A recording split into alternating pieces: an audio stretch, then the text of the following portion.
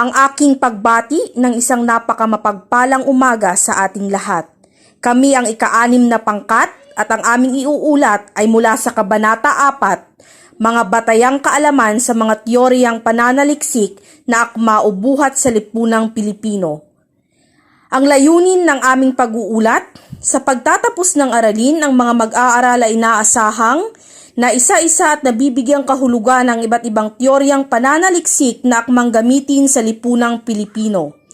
Na ilalahad ang pagkakaiba at pagkakatulad ng iba't ibang teoryang pananaliksik akmang gamitin sa lipunang Pilipino tulad ng Marxismo, Feminismo, Dependensya, Bakod-bukod-buklod, Pagbabaklas, Pagbagtas, Pantayo at Pantawag Pananaw, na ilalapat ang iba't ibang teoryang pananaliksik sa akmang gamitin sa lipunang Pilipino. Ako si Marvelyn Sotelo at ito ang aming iuulat. Kahulugan at kahalagahan ng teorya. Ayon kina Nuncio at Nuncio, 2004, ang teorya ay binubuo ng mga pagpapangungusap ng mga ideya at dalumat salita na nagpapaliwanag sa relasyon ng pagkakaugnay ng mga konsepto tungkol sa kaganapan, karanasan at phenomenon. Ito ay tumutukoy sa istruktura ng ugnayan sa pagitan ng realidad at dalumat salita. Mga mahalaga ang paggamit ng salitang wika sa pagbuo ng sariling konsepto ng teorya. Isang wika ang teorya dahil ito ay gumagamit, lumilinang ng mga salitang di payak at nakikipagtalastasan para maunawaan at mailapat ito sa iba't ibang tiyak na panukat, domain at kaligiran ng wika. Samantala, binanggit sa aklat na Talaban, Komunikasyon, Pagbasa at Pananaliksik na sa paghahanap ng teoryang gagamitin, ipinapayong dapat itong suriing mabuti ng mananaliksik upang maisaalang-alang ang ugnayan nito sa paksa at balangkas ng pag-aaral. Tandaang malaki ang magiging epekto nito sa kabuuan ng pananaliksik, partikular na sa pagsusuri ng mga datos kung maling teorya ang mapili. Kaya naman, iminumungkahi na dapat maging malinaw ang pagtatalakay ng mananaliksik sa teoryang pinili. Jeronimo et al. 2017. Kaugnay nito sa konteksto ng mga makapilipinong pananaliksik, hindi uunlad ang wika ng teorya at pagtiteorya sa araling Filipino kung hindi wikang Filipino ang gagamitin. Liban na lang sa kung nasa ibang bansa na iba yung pananaw ang ginagamit o Filipinong nasa Ingles ang kinalulunan nila, Nuncio at Nuncio 2014. Narito ang mga halimbawa ng mga teoryang pampanitikan. Teoryang klasismo. Ang layunin ng palitikan ay maglahad ng mga pangyayaring payak ukol sa pagkakaiba ng estado sa buhay ng dalawang nag-iibigan, karaniwan ng daloy ng mga pangyayari, matipid at piling-pili sa paggamit ng mga salita at laging nagtatapos ng may kaayusan. Pangalawa, teoryang humanismo. Ang layunin ng panitikan ay pinakita na ang tao ang sentro ng mundo ay binibigyang tuon ng kalakasan at mabubuting katangian ng tao gaya ng talino, talento at iba pa. Pangalawa ay ang teoryang Marxismo tungo sa kapayapaang nakabatay sa katarungan. Ang Marxismo ay isang kalipunan ng mga sosyalistang doktrina na itinatag ni Karl Marx at Friedrich Engels na may matibay na paniniwalang ang kapitalistang lipunan ang tunay na dahilang nagpapahirap ng mga taong nananahan dito. Sa pangkasayahang konteksto nito, ang isang kapitalistang lipunan ay binubuo ng mga kapitalista na siyang nagmamay-ari ng kapital o namumuhunan ng mga manggagawang gumagawa sa kapakanan at kayamanan ng kapitalista. Tembresa 2002. Sa ganitong kaayusan, sinasabi ng mga Marxista, naniniwala sa Marxismo na dihado ang kalagayan ng mga manggagawa dahil sa kinasangkapang lamang sila ng mga nasabing kapitalista habang patuloy sila sa pagkakamali ng salapi at pagyaman. Ayon pa kay Timbre sa 2002, sa konstekto ng lipunang Pilipino, ang Partidong Komunista ng Pilipinas o Community Party of the Philippines at National Democratic Front ang mga nagtataguyod ng ilang simulain at pagpaparangal ng Marxismo. Naniniwala ang mga miyembro ng nasabing organisasyon na ang paghihirap ng mga Pilipino mula noon hanggang sa kasalukuyang panahon ay produkto ng kawalan, pagkakapantay-pantay ng lipunang Pilipino, bunsod sa pananaig ng kapitalismo sa bansa at paghahari ng ilang pamilya sa larangan ng politiko. Bilang teorya, ito ay magagamit sa mga paksang pampanaliksik na may kaugnayan sa sumusunod na usapin: migrasyon at diaspora, kaharahasan sa mga kababaihan, pag-aabuso sa mga manggagawa, kahirapan, globalisasyon at iba pang kaugnay ng mga ito. Yan lamang ang aking ulat. Sa muli, ito po si Marvelyn Sotelo. Maraming salamat.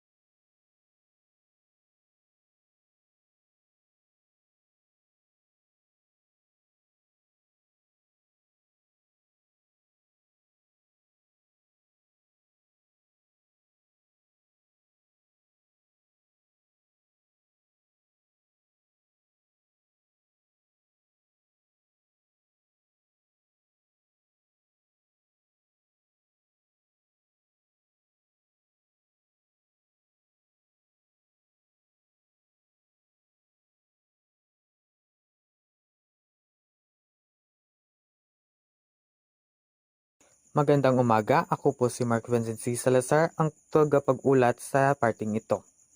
Intersectionality, teoryang feminismo.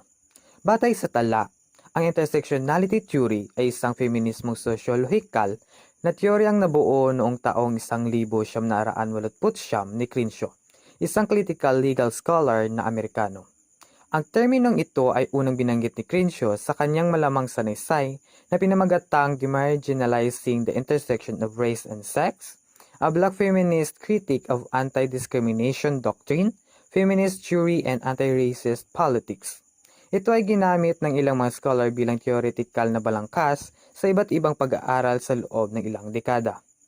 Para kay Crenshaw, ang teoryang intersectionality ay naglalarawan kung paano ang iba't ibang paraan ng diskriminasyon ay nararanasan o kung paano ang diskriminasyon ay bunsod ng magkakaiba subalit magkakaugnay na elementong bumubuo sa tao o lipunan. Ayon sa mga eksperto, ang teoryang ito ay tumutukoy sa kung paano ang iba't ibang sangay ng identidad gaya ng lahi, kasarian, abilidad, sexual na orientasyon, relihiyon at grupong kinabibilangan at mga ugnayan nito ay nagiging ugat ng operasyon o pangmamalupit at pagmamaliit sa lipunan o pribilehiyo. Sa kabilang banda, ayon kay Dr. Olina Hankiewski, ang intersectionality bilang teorya ay nakabatay sa paniniwalang ang buhay ng tao ay multidimensional at komplikado. Ang malay na karanasan ay nahuhubog ng iba't ibang salik at sangkap panlipunan.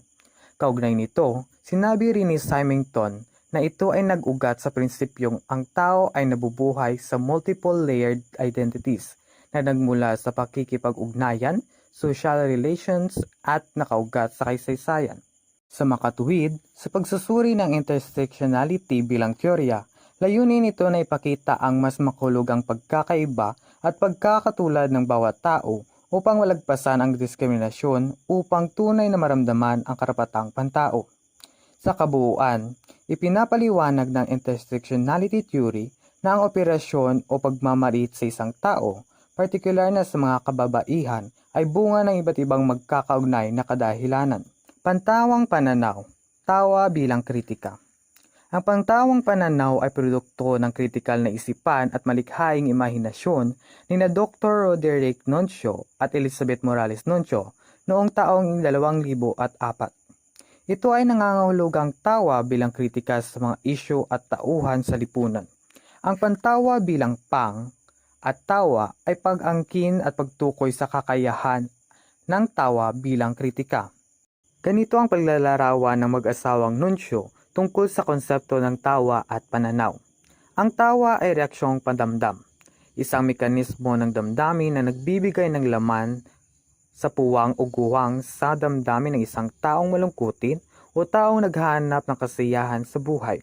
Kaya't mahihinuha sa sikolohiya ng tao ang paglikha ng iba't ibang pamamaraan, maaaring bagay, persona o mga pangyayaring naging tampulan ng katatawanan na mapang-aaliw sa kanya. Tumutukoy ang pananaw sa pag-iisip ng tao. Pinagninilayan o pinag-iisipan ng tao ang pagkakaroon ng pananaw. Sa pagbuo ng pananaw, inaabot ng tao ang kahalagahan o kabalintunaan ng isang pangyayari. Kung isang interpretasyon ang pananaw, maituturing ito bilang kritika na tumutukoy sa pagbasa ng karanasan, teksto at kultura na inuunawaan sa perspektiba ng kamalayan. Sa makatuwid, ang pananaw ay kritikal na pagbasa na nakaugat sa kontekstong panlipunan. Ang pantawag pananaw ay may 5 mahalagang elemento. Ang mga ito ay ang medium, konteksto, content o anyo, aktor at manonood. Ang medium ay daluyan kung saan nagiging laganap ang pantawag pananaw. Ito ay maaring entablado, kalye, radyo, panitikan o telebisyon. Samantalang nakapaloob sa medium na ito ang iba't ibang anyo o nilalamang kinabibilangan ng kwentong bayan, sainete, drama, vaudeville, dulang panradyo at impersonasyon bilang palabas sa telebisyon. Ang mga nagsisiganap o aktor ay mga tinaguriang mga puso, aktor, komedyante at impersonator. Ang mga isyong panlipunan na tumatak sa sosyal at politikal na kalagayan ng bansa ang bumubuo sa konteksto ng pantawag pananaw. May 5 katangian ang pantawag pananaw. Una, ito ay isang pagbasang kritikal. Gaya ng nabanggit, ang pananaw na ito ay hindi lamang pagtawa ng walang konteksto. Ito ay isang kritikal na pagbasang tumatarok sa kamalayan at kaisipang Pilipino. Pangalawa, ito ay subjective na pagbasag sa imahe at katawan. Isa itong pagkwestiyon sa katauhan, kapagkagiliran, katawan at kaayusang panlipunan bilang object ng tawa at pagtuligsa. Binawasak nito sa ganitong kritikal na pagbasa ang imahe ng kapangyarihan bilang kahinaan o ang kapangyarihan bilang imahe ng walang kapangyarihan. Pangatlo, ang pananaw na ito ay may kasaysayan. Sa katunayan, nakatuon ito sa kapangyarihang historikal o ang pagkukwestiyon sa imahe o katawan ng kolonyalismo o komersyalismo. Nagpabago-bago ng kahulugan ang pantawang pananaw sa tayo o poder ng karanasang kolonyal o komersyal. Pang-apat, ito ay intersubjective. Tumutukoy ito sa pangailangan ng kapwa-subject na direktang babasa at magsusuri gamit ang pantawang pananaw. Sa ganitong katangian, katumbas ito ang walang humpay na pagbabasa ng manonood, tagapagpakinig, o sino man upang makapagbigay ng kritikang nakabatay sa nagaganap sa lipunan. Panlima at ang panghuli. Ang pantawang pananaw ay kapwa intertextual at refleksibo. Ito ay pagiging bukas sa ilang teksto upang magamit sa pagpapakahulugan at pagkatuto sa mensahe ng diskurso. Hindi lamang ito nakatuon sa ilang genre ng panitikan, sapagkat nakabukas din ito sa iba pang anyo at daluyan ng karanasang Pilipino. Subalit dapat maunawaan na tuon lamang ng pantawang pananaw ang pag-aaral ng konsepto at praktika ng pagtatanghal at palabas. Magandang umaga sa ating lahat. Ako nga po pala si Ralph Vincent Tabsing.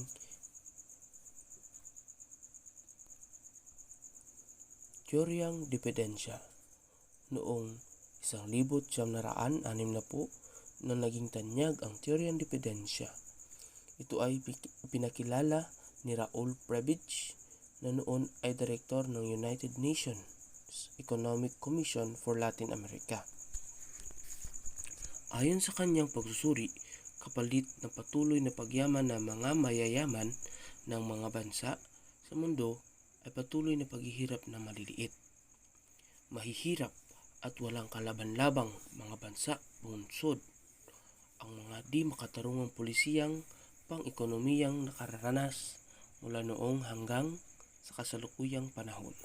Ang teoryang dependensya, minsay tinatawag ding dependensya sa dayuhan, ay ginagamit upang ipaliwanag ang pagkabigo ng mga di-industrialisadong bansa na mapaunlad ang ekonomiya sa kabila ng mga puhunan mula sa mga industrialisadong bansa.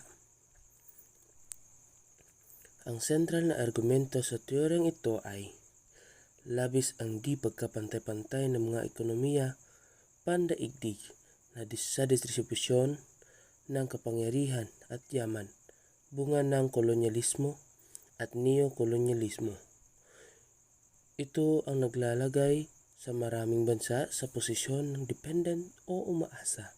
Sinasabi nga ng teoryang dependensya na hindi tiyak na ang umuunlad na bansa ay nagiging industrialisadong bansa.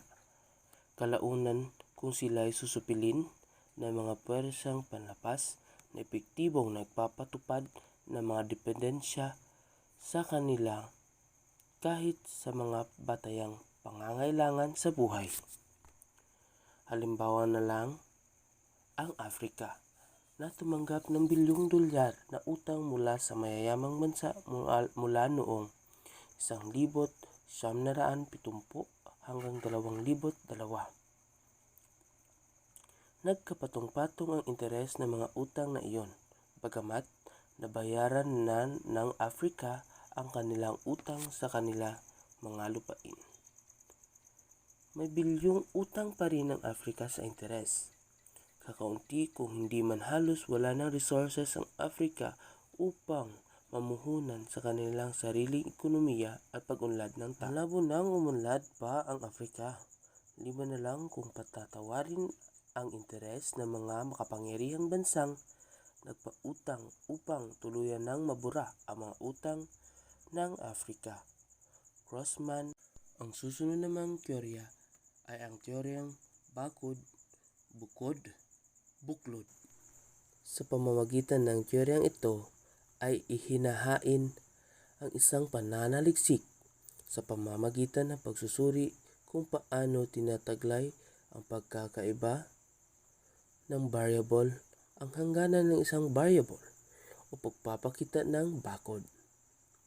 Ang pagiging katangi-tangi ng bawat variable o paglalahad ng bakod. Ngayon din ang pagkakatulad ng variable kahit ito ay nagkakaiba o tinatawag na buklod.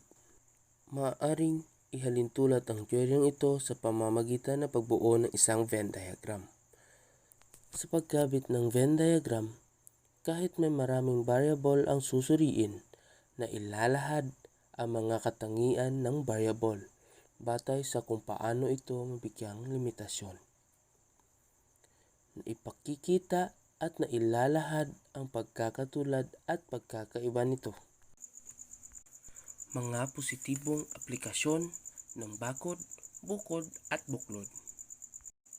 Una, pag-aaral ng mga espasyo kung paano tayo pinaghihiwalay o pinag-uugnay nito. Pag-aaral hinggil sa gated villages at villages, mga natitirang komunidad sa tabi ng mga gate subdivisions. Pag-aaral sa eksklusibidad ng ilang mga lugar o espasyo sa bansa. Pangatlo, pag-aaral sa kaibahan ng workspace ng ordinaryong manggagawa at mga CEO at mga lugar ng kanilang interaksyon. Susunod na teorya ay ang teoryang pagbaklas o pagbagtas. Mahusay na gamitin ang ganitong teorya at dulong kung ang saliksikin ay polisiya upang ang polisiyang banggit ay lalo pang mapahusay, kaya ay tuluyan maisantabi na muna. Sa ganito kasing dulog ay malayang nakapaghahain ng mga pangyayari na tumataliwas o tumututol sa polisiya o tinatawag na pagkalas. Responsibilidad na kung kakalas ay may matibay o konkretong datos na ihahain upang mapasublian o maipakita ang kahinaan ng isang polisiya. Matapos may lahad ang mga dahilan ng pagbaklas, ay marapat namang maglahad din ang mga datos kung paano mapahusay ang polisiya upang ito ay mapagbigay ng benepisyo sa nakararami. Samantalang isinasaalang-alang din ang pagiging makatwiran sa pagsasakatuparan nito batay sa magiging katanggapan ng nakararami at kung may mga sapat na pagkukunan upang matiyak na hindi pagiging nigaskugon ang isang polisiya. Sa presentasyon pa rin ni Dr. San Juan ay ganito naman ang nakasaad: pag-aklas, pagsusuring historikal, pagbaklas, pagbuwag ng mga tradisyonal na pag-aaral, pagbagtas, paghahanap ng alternatibo, pangtawid sa hinaharap,